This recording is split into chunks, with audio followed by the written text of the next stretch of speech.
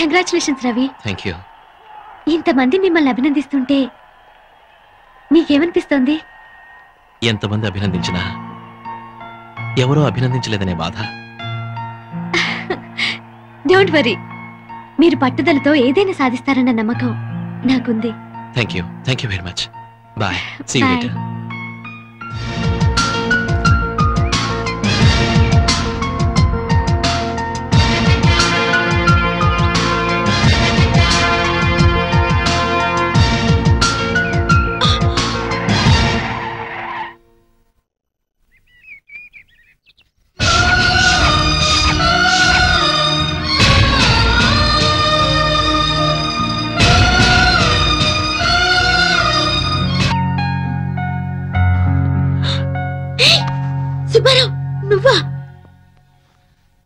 నువ్వు కళ్ళు తెరిచినా మూసినా నేనే కనిపిస్తున్నాను కదా. అచ్చరే, బెడ్రూమ్ లోకి ఎలా వచ్చావు? బెడ్రూమ్ లో నువ్వు ఉన్నావు కాబట్టి. అయ్యో, బామ్మ చూసిందంటే? మీ బామ్మ చూసే ఛాన్సే లేదు. ఇదంతా కళ, జస్ట్ డ్రీమ్. కళ? మరి నేను కళ్ళు తెరుచుకున్నానేంటి? కళ్ళు తెరుచుకునే కళలు కంటున్నావు. కావాలంటే గిలి చూడు.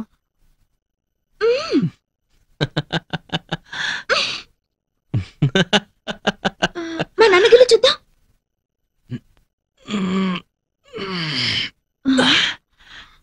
గిలినట్టే లేదే.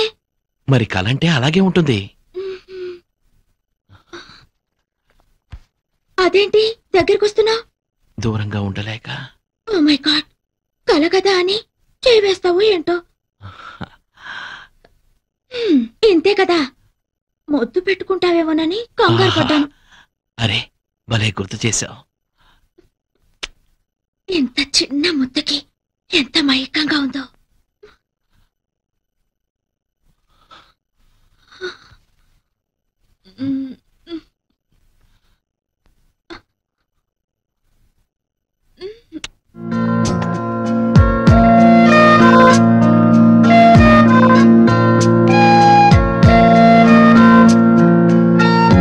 ఇక్కడే ఆగిపోయావే, లోపలికి రా. ఇంత తెలివైన అమ్మాయి కూడా ఇంత సిగ్గా?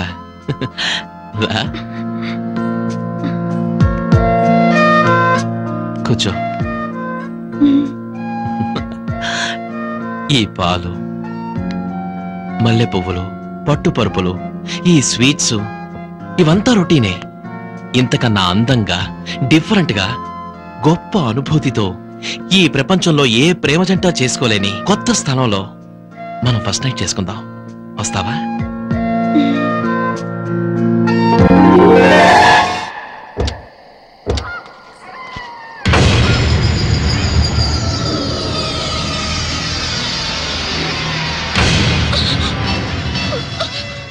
ఈ ఒక్క రాత్రి గడిచిందంటే ఆ సుబ్బలక్ష్మి కథే ముగిసిపోతుంది.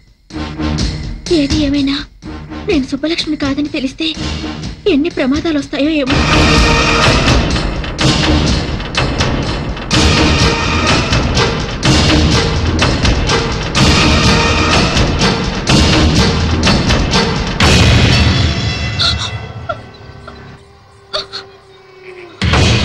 ఇక్కడ అగరబత్తులు లేవు, చితిమంటల పొగలు తప్ప.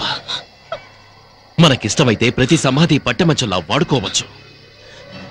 ఇక్కడ బ్రతికున్న మనుషులు ఎవ్వరూ లేరు మనం జరపబోయే శృంగారాన్ని తొంగి తొంగి చూడటానికి. ఈ శ్మశానం చూడు, నా జీవితంలా ఎంత ప్రశాంతంగా ఉందో. ఏంటలా చూస్తున్నావు?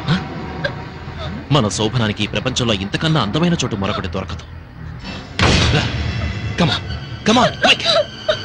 భయపడతావే? నా సుబ్బలక్ష్మి భయపడతావు. నాతో రమ్మంటే నరకానికైనా వస్తుంది. ఎందుకు నన్ను మోసం చేశావు? ఎందుకు సుబ్బలక్ష్మి పేరు చెప్పి నన్ను పెళ్లి చేసుకున్నావు? చెప్పు. నీ మోసం తెలిసి నేను ఇక్కడ తీసుకొచ్చాను. ఎందుకో తెలుసా? ప్రేమ లేకుండా రెండు శరీరాలు శృంగారం చేసుకున్నాయంటే అవి శరీరాలు కావు, శవాల కింద లెక్క. అందుకే ప్రేమ లేని మన శృంగారం ఈ శ్మశానంలో జరగాలని నేను ఇక్కడ తీసుకొచ్చాను. కమా కమా.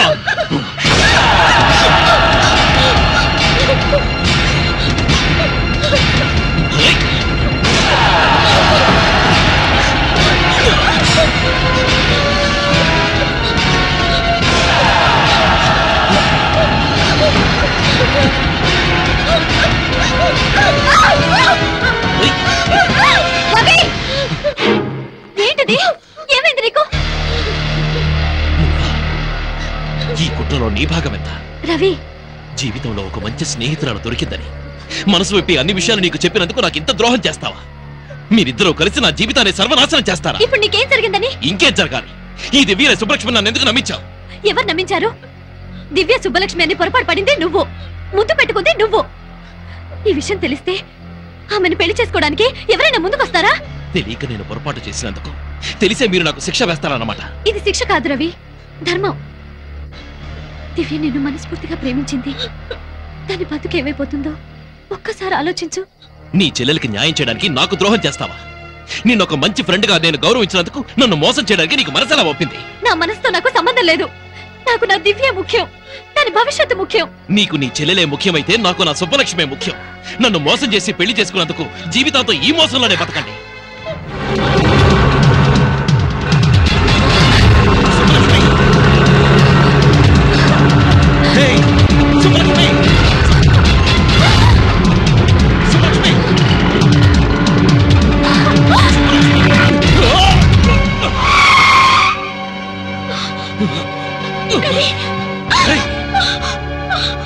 దివ్య, ఏమైంది? ఆటోలో సుబ్బలక్ష్మి వెళ్తుంది.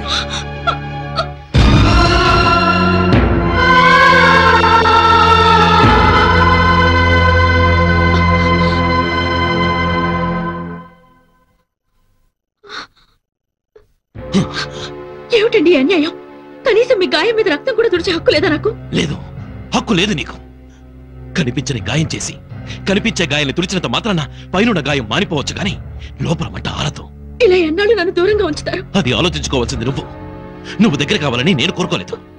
దూరంగా ఉండమని చెప్తున్నాను. అడగకుండా వచ్చిన వాళ్ళే అడిగేలోగా వెళ్ళిపోవాలి. మీరు కావాలని వచ్చింది మీరు కాదనగానే వెళ్ళిపోవడానికి కాదు.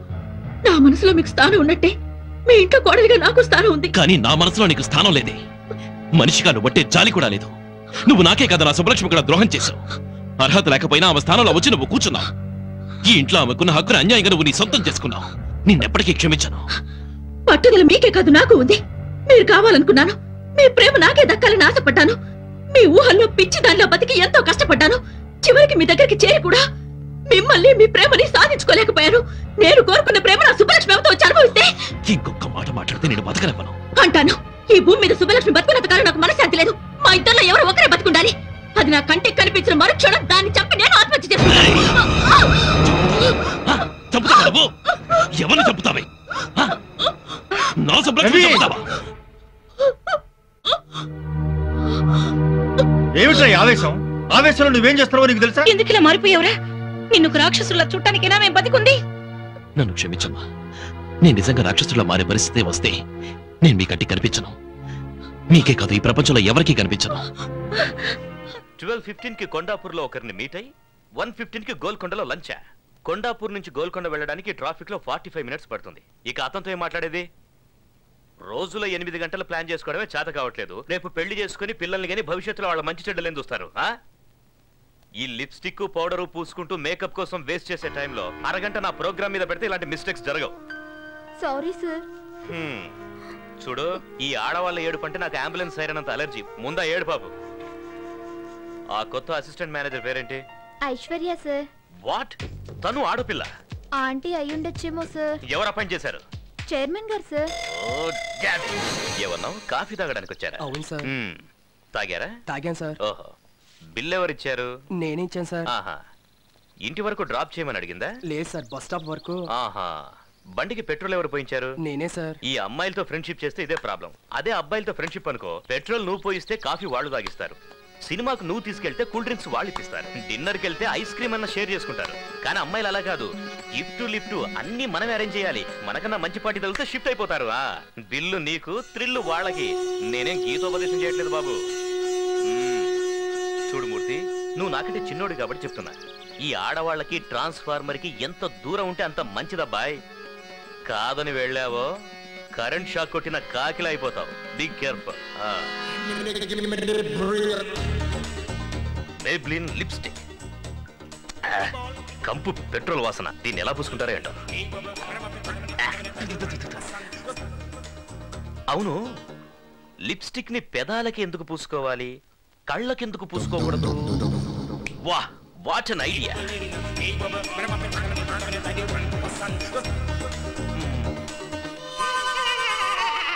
Maybelline లిప్స్టిక్ కేవలం మీ అదరాలకే కాదు మీ నయనాలకు ఓకే. ఇక నుంచి ఈ ప్రపంచమంతా రంగురంగులుగా కనబడుతుంది. వా what an idea. Abhi Abhi నువ్వు సామాన్యుడివి కాదురా రే, నువ్వు సామాన్యుడివి కాదు. అయ్యా పాలు తీసుకురమ్మరా అయ్యా. ఇప్పుడు కాదు, కాసేపు ఆగి పట్టరా. లిప్స్టిక్ చూసి భయపడి ఉంటాడు ఏదో. అబ్బో మంట మంట, కళ్ళు మంట. అయ్యో ఓ ఇవి కళ్ళకి రాసుకుంటే కళ్ళు దొబ్బేసేలా ఉన్నాయి. అయ్యో సార్, ఐశ్వర్య మేడము ఎండి గారి ఛాంబర్కి వెళ్ళి చాలాసేపు అయింది సార్. లోపల ఏం మాట్లాడుతున్నారా అని చాలా టెన్షన్గా ఉంది సార్. ఈ అభితో పెట్టుకుంటే ఏమవుతుందో బాగా అర్థమై ఉంటుంది సార్. ఓహో, చిన్నాన్న పెట్టిన చివాట్లకి మొహం ఎంత ఎర్రగా కందిపోయిందో చూడు. పాపమయ్యా, ఈ అమ్మాయిని చూస్తే అయ్యో అనిపిస్తుంది. నా గుండె కరిగి నీరైపోతుంది సుబ్బు.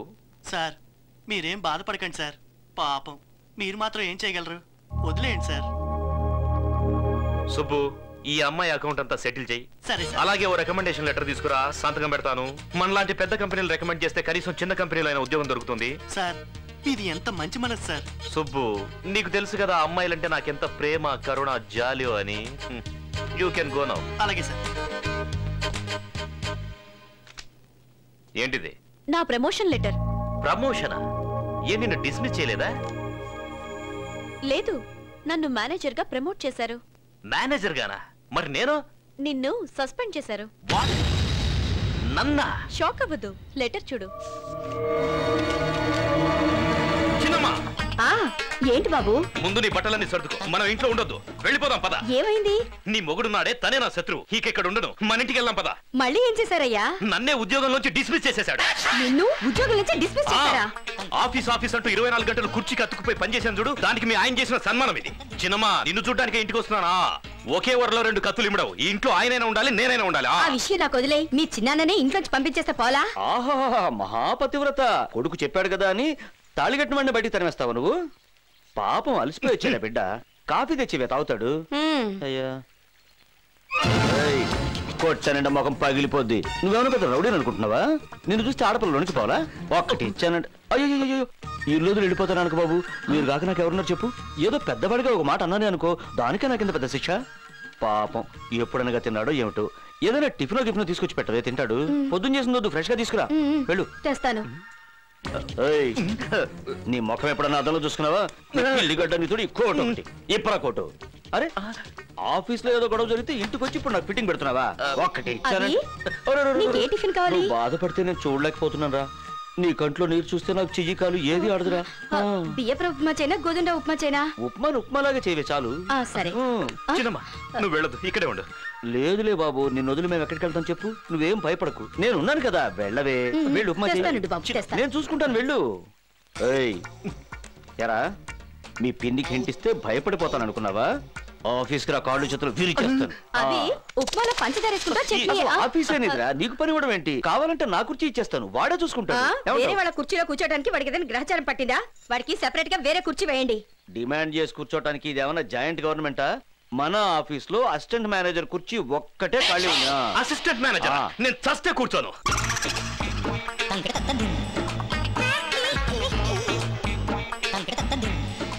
మే I come in sir? yes sir, manager Aishwarya గారు పిలుస్తున్నారు. మీకే ఫోన్. ఇక నాదే ఉంది, అంతా నీదే. హలో, మీకే ఫోన్, నాకు కాదు. ఓ ఫోనా? హలో సార్, నేను బాలుని మాట్లాడుతున్నాను. బాలు. ఓ నారాయణమూర్తి గారా? ఆ లెటర్ అందిందా? Mike Balu sir. ఓహో, గోపాల్ రావా? మీరు ఇష్టం వచ్చిన పేరుతో పిలవండి సార్. సార్, నేను ఇక్కడ ఒక ప్రాబ్లం లో ఇరుక్కున్నాను సార్. ఏంటేమైంది? నేను నిన్న ఒక ఆవిడికి మైక్ ఇచ్చాను సార్. ఆ మైక్ ఇచ్చాను సార్. ఆవిడ ఇన్స్పెక్టర్ గారు భార్య అటు సార్. ఓహో, ఏమైందో వాళ్ళు నన్ను ఎరైజ్ చేయడానికి వెంటాడుతున్నారు సార్. పోతే పోన్లేండి, పైన దేవుడున్నాడులే. ఆ దేవుడు కూడా బలవంతాడు సార్. మీరున్నారు కదా. ప్రస్తుతానికి లేను.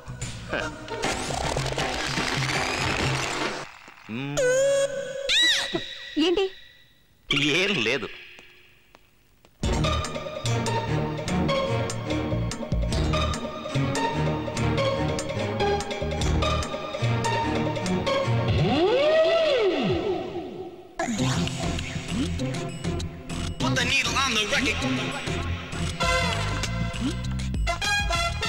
రాణి ఈ పేపర్స్ ఇప్పుడే యూరోప్ కి ఫ్యాక్స్ చేయి.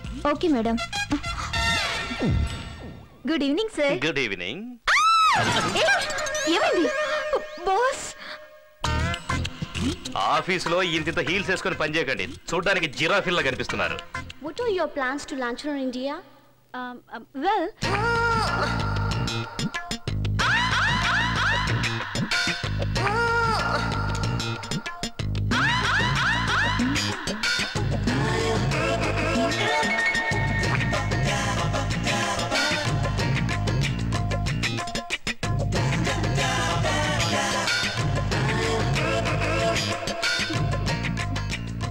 I'll do this presentation. okay. The cosmetic market.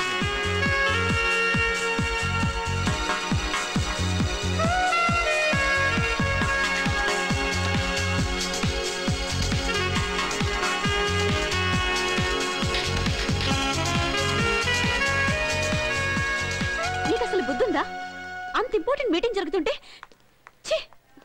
నా నోట్ నుంచి మాడే రాలేదు. ఇప్పుడు నీకు అర్థం అవుతుందా అప్పుడు నేను ఎందుకు మాట్లాడలేదు? Same problem. నాన్సీ నాకు నోట్లోంచి మాట రాలేదు. ఏమన్నావు నన్ను? సూట్ వేసుకుంటే చాలదు, సూట్ అయ్యే పనులు చేయాలంటావా? నీకు అంతే, సెంట్ వేసుకుంటే చాలదు, డీసెంట్ గా బిహేవ్ చేయాలని తెలుసుకో. Join me for the dinner? No, we both. No, he's absolutely free. Take him. తల బద్దలైపోతుంది బాబోయ్.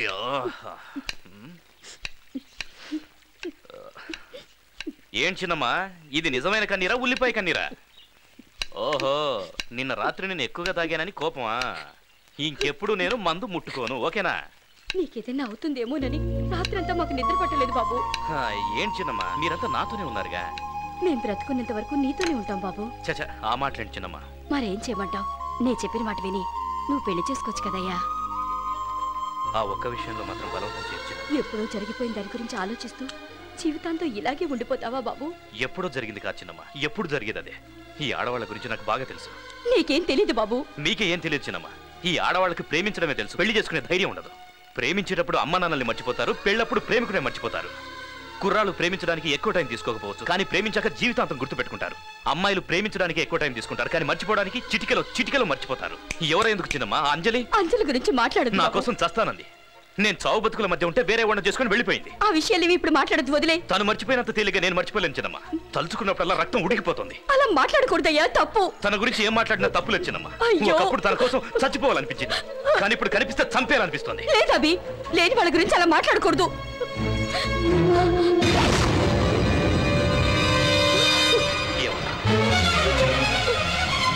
నిజం చెప్పు, నా మీద ఒట్టేసి నిజం చెప్పు.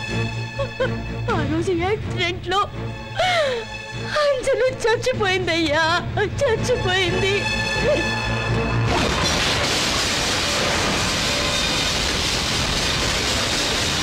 మరి పెళ్లి ఇన్విటేషన్స్ అన్ని అదంతా అబద్ధం. నువ్వు మర్చిపోవటం కోసం తాతయ్య అలా అబద్ధం చెప్పారు.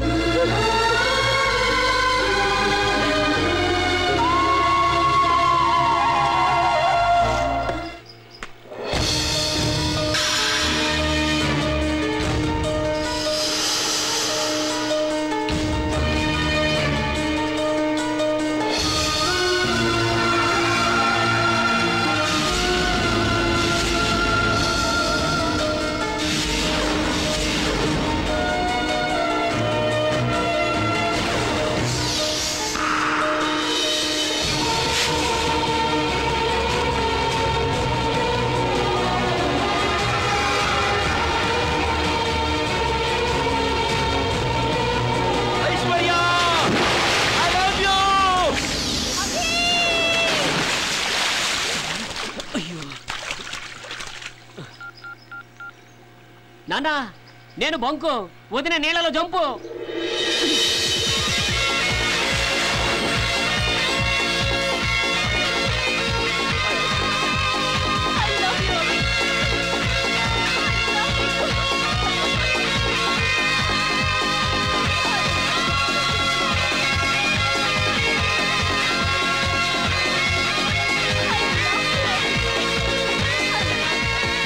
టడాయ్ సుందరి నీ వంటి దివ్య స్వరూపము ఎందెందు వెతికిన లేదు కదా. టైం ఎందుకు వేస్ట్ చేసుకోవాలి?